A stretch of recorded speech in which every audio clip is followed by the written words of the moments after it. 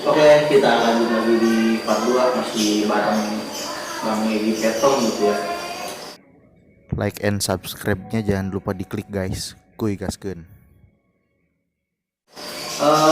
Ini Bang, kalau gue mau nanya nih, buat para pendaki sekarang apa ada trik tersendiri gitu buat pendaki biar perjalanannya lancar dan selamat sampai pulang lagi gitu Bang? Ya pasti enak banget dah anak sekarang. Beda sama dulu, di sosial media udah banyak informasi gampang, jadi buat alasan buat kejadian yang tidak memungkinkan itu semakin sedikit. Nah, jadi tipsnya mah buat anak-anak pendaki sekarang, pertama sebelum mendaki cari informasi, cari informasi bisa di mana aja, terus jangan lupa yang namanya persiapan. Kalau persiapan dulu aja yang diutamakan. Nah, kalau misalnya sudah di kaki gunung, sudah mendaki, ingat satu yang sering ingetin anak-anak, jangan langsung naik. Jadi cukup di base camp 3 jam atau bagusnya sih semalam di base camp. Rest dulu gitu ya. Nah, suhu banyak yang drop atau sakit tuh suhunya jadi belum bisa menerima keadaan di kaki gunung, langsung naik di tengah gunung makin dingin, di atas lebih parah lagi, akhirnya posisi badan drop. Jadi usahakan setelah persiapan juga semua udah matang, di base camp santai dulu, di kaki gunung santai dulu, nikmatin dulu perubahan cuaca, Adaptasi dulu gitu Bang ya. adaptasi lah kalau itu buat anak-anak sekarang. Jadi jangan ceroboh lah, nyampe base camp daftar langsung naik ke atas sampai atas meriang. Bener.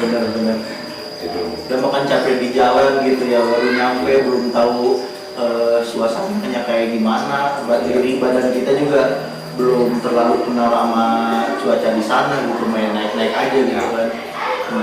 itu penting tuh.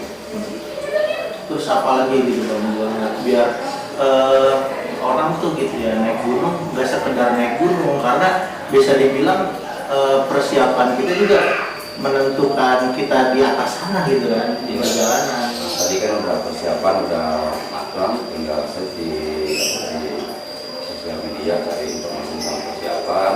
Nah, terus selanjutnya buat etika, buat etika di gunung itu.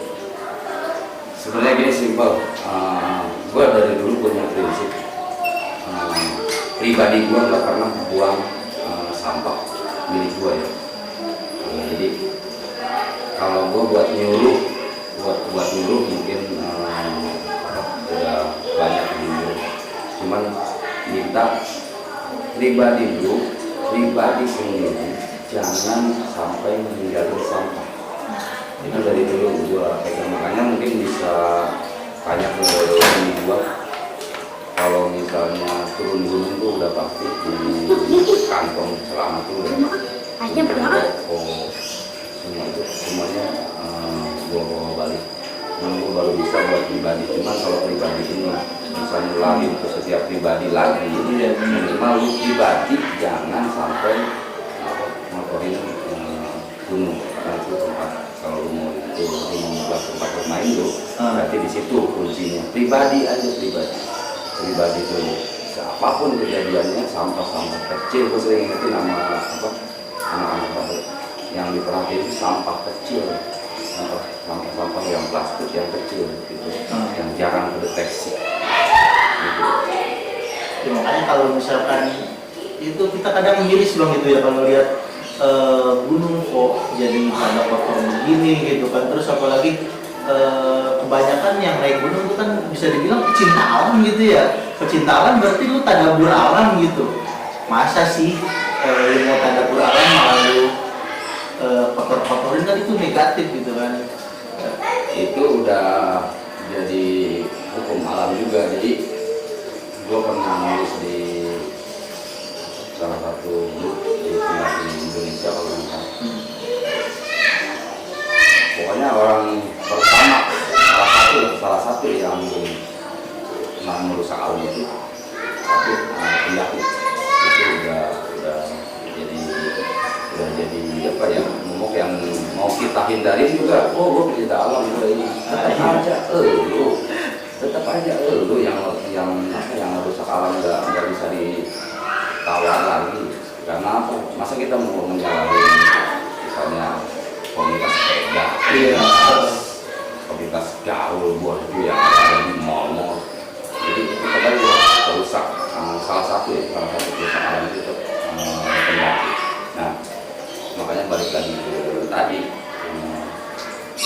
pribadi, gue ngerasa gue naik gunung, pikiran gue takut gue nyumbangin gunung atau ada sampah gue yang tertinggal. Nah itu kan pikiran itu sampai ke bawah. Ini bener nggak sih sampah gue segini? Gue ingetin, gue ngerokok 2 bungkus 3 bungkus, gue ingetin. Tapi kalau ini gitu kan ada yang tertinggal di atas. Nah pikiran-pikiran seperti kayak gitu dimunculin buat anak-anak baru. Lu bawa makanan seabrek-abrek, lu bawa makanan 10 jenis, pas turun lu cek bener ini 10 jenis. Nah itu jangan sampai dilupain juga. Jangan naik gunung lu fokus ke yang lain, sementara buat jaga lingkungannya, jaga sampahnya itu dilupain. Sebenarnya ngeceknya gampang sih, lu bawa mie berapa, lu bawa makanan berapa, bawa apa berapa, tinggal cek aja. Jadi apa yang kita bawa dari bawah tuh kita bawa lagi gitu ke bawah gitu. Itu maksudnya jangan ngeceknya. Terus etika selanjutnya mungkin apa, dari segi vandalisme atau coret-coret atau tempel stiker ya. Nah iya tuh biasanya banyak tuh di gunung gitu. Jadi lihat udah banyak stiker, udah banyak coret-coret ditambahin. Lu mikirnya kan ini adalah nulis, ini aja nulis. Ya kalau pikiran semuanya kayak gitu ya penuh itu batu. Jadi kalau misalkan hal negatif itu jangan kita ikutin. Ya. Ya tahu itu negatif terus kita lanjutin kan agak bener juga. Itu anak baru kan gini. Anak-anak pendaki baru lah udah kebaca otaknya sama gua, karena sebelum mereka kenal tuh gua dulu lah yang pikiran kayak gitu. Jadi belajar dari pribadi gua sendiri.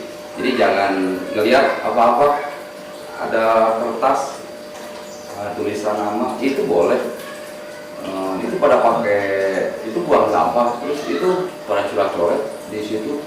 Itu ada tempelan, gue ngikutin yang itu ada stiker duluan tuh, gue stempelin. Nah kalau lu pikir-pikir itu terus nggak bakal ada rapinya. Makanya pribadinya aja udah aja prinsipnya naik ya, nikmatin turun udah. Jadi jangan ribet-ribet dah dengan sistem seperti itu. Nah mungkin lu ntar nularin lagi nih ke temen lu atau ke adik-adik lu, ke bawahan lu. Nah, kita kan pribadi seperti itu yang dimunculin gitu. Jadi nggak makin banyak pendaki ya dia gunung makin hancur gitu. Nah kan seharusnya kan background itu sisi talent. Jadi kalau lu mau jadi pendaki malah lu kudunya bagusin gunung gitu, bersihin gunung atau apa, jangan malah nambah hal negatif di gunung gitu kan ya. Iya itu harapan dari semua, cuman sampai sekarang belum bisa tercapai. Nah, iya cuman belum bisa tercapai, paling salah-salahan doang. Ini salah-salahan deh. Ini anak baru nih yang buang sampah sembarangan. Anak baru nih nggak ngebalikin. Lah gua buang sampah ngikutin abang-abangan gua senior. Jadi itu aja terus nggak bakal. Makanya balik lagi prinsip gua dari dulu dah pertama gua kenal prinsip gua simpel. Gua pribadi nggak bakalan sampai dengan apalagi sengaja buang sampah di gunung yang gua daki. Gue nggak pernah nyuruh orang buat ini buat itu, nggak pernah ngajak orang buat bersihin. Yang penting pribadi, maksud gue pengen kita setiap pribadi itu kembangin prinsip seperti itu. Gitu aja, nggak bisa berbuat banyak karena pendaki makin menjamur gini. Iya ya, kan ada istilah juga tuh jangan tinggalkan sesuatu kecuali kecuali jejak bang ya. Ada masalah gitu. Jadi yang kalau meninggal tinggalin jejak doang aja, kalau usah yang lain-lainnya. Iya. Gitu. Minimal lu pernah ke situ dan cukup buat cerita pengalaman lu dah. Kagak usah buat ada apa lagi sampai ada tak gua pernah kesini gitu buat apa gitu kan. Kalau Bang Betong sendiri gitu ya, pernah nggak sih ada di titik bisa dibilang gue kapok nih naik gunung, atau oh gue kayaknya sampai sini doang nih gue nih gitu kan, namanya gunung kan gitu ya, bisa dibilang ekstrim ya ekstrim gitu. Pernah nggak sih itu? Kapok sih bukan kapok, jadi ngerasa apa tertantang ya. Jadi nggak ada kapok kayak intinya, cuman paling gini, oke, sekarang belum dikasih kesempatan, tapi jadi inceran tuh jadi Motivasi jadi ngegantung terus, jadi kayak Gunung Kerinci gitu kan. Jadi dalam hati tuh gatel tuh kan belum bisa summit ya, karena ingat kalau kita belum diizinkan buat summit, buat anak-anak pendaki pemula balik kanan, Jangan maksa gitu kan ya. jangan maksa. Ada risiko yang Biarkan besar. kayak di film 5 cm tuh biarin ngegantung ya 5 cm di atas kepala lu ngegantung kayak Gunung Kerinci sampai sekarang masih ngegantung aja di atas kepala gua. Kenapa belum summit kan? Nah, suatu saat ada rezeki, ada umur ya, nah pasti balik lagi. Bisa comeback gitu ya kita. Waktu masih ada gitu, jangan gara-gara lu mikir gua udah habis duit, waktu gua udah habis, maksa akhirnya korban. Kalau udah korban lu mah enak meninggal. Iya, lu mah enak meninggal, udah selesai. Ribet tim SAR, warga lokal pada nyari lu. Keluarga belum Keluarga dulu. Kalau keluarga udah pasti dah. Iya. Makanya jadi buat yang maksa-maksa atau ngelabrak aturan, maksa pengen dapat puncak, akhirnya semuanya dilanggar. Pas lu korban, lu hilang, lu jatuh, lu apa-apa, ya lu mah enak udah jadi mayat kan. Jadi udah nggak bisa ngerasain apa-apa. Kita yang susah gitu. Yang itu tuh bisa ratusan. Gua mau ngasih pesan itu aja. Jadi jangan ngeribetin orang, intinya mah udah gitu. Banyak juga kan kejadian kemarin, tapi yang mudah-mudahan nggak ada lagi gitu kan ya. Yang penting sih istilah katanya safety ya, safety, terus persiapannya matang. Jadi lu kalau naik gunung bukan cuma sekedar naik gunung tanpa persiapan gitu, itu resiko buat lu juga gitu dapat. Iya. Ya, kalau udah ya bilang lu kena batunya gitu, yang rugi juga bukan lu doang gitu kan. Semua Banyak. semua. Bahkan sekarang gini, satu korban di gunung ya, gunung ditutup. Berarti logikanya orang yang datang ke gunung itu berarti kan nggak bisa main. Tuh gara-gara maksudnya kecerobohan atau musibah satu orang, akhirnya orang yang dari mana-mana, contoh di misalnya Gunung Gede, orang yang dari Jogja, dari mana-mana udah mau naik gunung itu, gara-gara itu ditutup, nggak boleh naik. Nah, jadi dampak yang ditimbulkan gara-gara kecerobohan, persiapan kurang itu luas. Jadi luas, bukan cuma si kerugian buat si korban, jadi lebih mikir luas lah gitu. Hanya stop buat nekat. Benar. Ya buat lu yang mau naik gunung, ya banyak nih pelajaran yang bisa kita ambil. Jadi ya dari awal mula persiapan lu apaan gitu ya, buat naik gunung biar perjalanan lu lancar gitu. Pengalaman lu jadi cerita, dan itu bukan cerita terakhir lu dapat. Kan ribet juga kalau misalkan lu mulai perjalanan tapi buat cerita terakhir lu gitu kan. Kasihan ya, terutama keluarga gitu kan ya, terutama keluarga. Tutup buku lu. Itu buku ya pakai istilah katanya gitu. Nah, sekarang ada nggak gitu bang motivasi atau pesan buat pendaki-pendaki sekarang gitu, dari bang Betom pribadi gitu kan, buat ya biar kedepannya lebih baik lagi gitu, kita sama-sama melestarikan alam juga gitu kan, terus buat safety mereka, keselamatan mereka juga gitu kan. Ya kalau dari gue sih gini, buat anak-anak pendaki yang sekarang-sekarang, kalau misalnya di sekolahan lu atau di tempat itu nggak ada pendidikan dasar, nggak ada organisasi yang ngajarin untuk dasar-dasar ilmu pendakian, ilmu hutan gunung, ilmu survival. Nah, jadi nyari informasi di medsos bisa, atau punya abang-abangan, punya orang yang menurut lu, oh ini ilmu gunungnya atau pendakiannya udah lumayan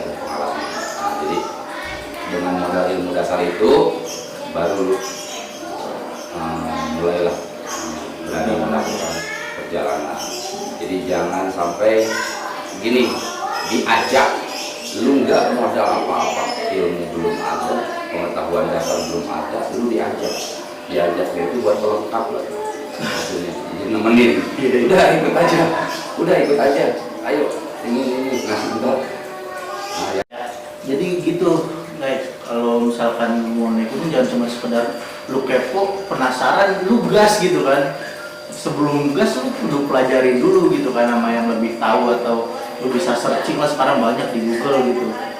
Jangan cuman diajak terus gas, kan belum tentu gitu. Yang ngajak kita bisa nanggung kita juga gitu. Terus juga yang buat ngajak-ngajak jangan cuman asal ngajak, tapi ajarin dulu gimana caranya gitu, biar nanti pas di perjalanan nggak ada hal-hal yang nggak diinginkan gitu dong ya. Ini Bang, aku mau minta pendapat tentang dunia pendakian yang lagi marak sekarang gitu ya. Sekarang kan semua kalangan kayaknya mendaki gitu. Buat ini ya pesan apa yang gue lihat sekarang, terutama anak-anak yang masih SMA, pelajar lah, maksudnya pelajar yang sekarang udah bertebaran di setiap gunung ada. Jadi pertama ingat, setiap perjalanan lu itu di rumah atau di keluarga lu itu benar-benar khawatir ya, pasti.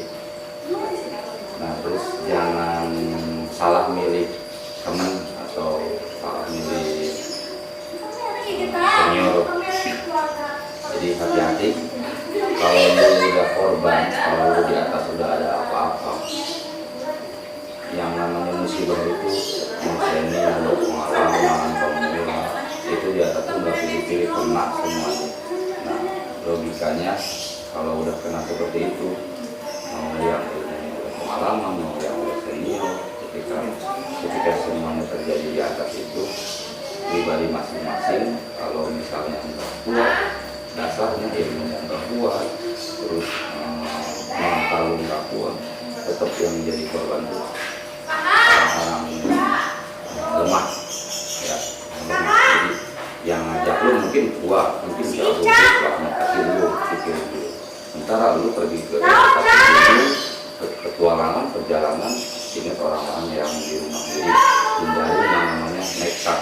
Yang gua ngeriin kan gini, dengan media sosial orang yang bertebaran naik gunung itu bener-bener lu punya duit lu bisa, lu punya duit lu bisa, itu prinsip. Ada duit yang lu ada, ayo naik gunung. Jadi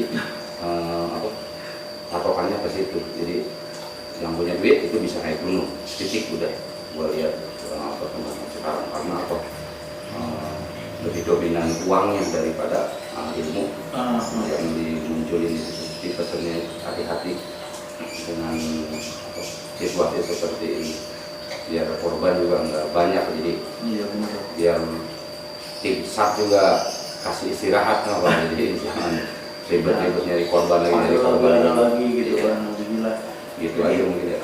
Itu tuh guys, jadi lu yang udah pengalaman, yang udah tahu ilmunya aja, yang nggak tahu apa yang bakal terjadi di perjalanan nanti, apalagi lu gitu napa yang belum tahu apa-apa tentang gunung dan lu main gas-gas aja gitu. Orang yang tahu aja bisa aja kejadian, alhamdulillah sih ya ini himbauan aja, apalagi lu yang belum tahu apa-apa tentang gunung gitu. Kasihan, bukan apa-apa. Terus kalau buat gue sih intinya mah paling penting tuh izin dari orang tua gitu ya, ridho buat perjalanan lu gitu kan, buat perjalanan. Soalnya apaan ya, semuanya juga kuncinya sih sebenarnya kalau kita mulai perjalanan dengan ridho orang tua ya kan, minimal ada doa gitu dari orang tua biar kita nggak kenapa-napa gitu. Jangan sampai kita mulai perjalanan apalagi tanpa diketahui orang tua, terus naudzubillah nanti ada apa-apa kan bikin shock juga gitu kan ya. Betul, anak muda dengerin tuh ya gitu ya Bang ya, soalnya kasihan gitu. ya kita cari aman aja lah. Di samping kita persiapan buat ya yang bisa dibilang logistik dan persiapan alat-alat segala macem, tapi kita juga butuh doa gitu kan. Itu kan yang tadi kayak persiapan kayak gitu, logistik kayak gitu kan ikhtiar kita, tapi di samping itu kita juga perlu dibarengin doa, terutama doa orang tua. Bener gak sih bang? Betul. Jadi lu nggak bikin ribet semua. Iya. Kalau udah mati di gunung yang ribet tuh puluhan bahkan ratusan orang. Iya, lu udah nggak ada gitu kan. Kalau jasadnya langsung depan mata, kalau udah jauh ke jurang atau kemana gitu kan, Iya. susah juga kan, banyak yang Itu juga alat lagi. itu alat lagi. Nah intinya gitu aja dah ya. Jangan sampai ceroboh, jangan sampai nekat. Ya, benar. Ya, itu aja sih bang. Makasih nih buat waktunya. Gitu banyak nih pelajaran yang bisa kita ambil buat pendaki-pendaki terutama ya pemula gitu, baik itu Sispala, Mapala ataupun ya mungkin Sispala, Mapala dia mempelajari gitu kan, mempelajari dan itu pun mereka nggak ngasal buat naiknya ya, buat komunitas lah gitu ya. Komunitas kan banyak tuh bang ya, Iya. yang sekarang komunitas apa gitu, terus naik gunung ya, alhamdulillah kalau tanpa pengetahuan juga gitu. Itu aja sih bang. Terima kasih nih buat waktunya, udah ganggu nih kita ya, di ya ngisi waktu liburan aja sih sambil ngasih pengetahuan pengalaman kita sama orang-orang banyak di sana, karena sekarang makin marak nih pendakian ya, open trip lain lah ya. Meskipun open trip harus ada persiapan gitu bang ya. Sama. Iya. Percaya kan sama panitianya gitu aja. Kalau nggak percaya jangan dah. Iya. Udah itu aja sih bang. Mungkin sampai di sini aja konten kita kali ini. Gitu. Salam lestari untuk para pendaki dari kami gitu ya.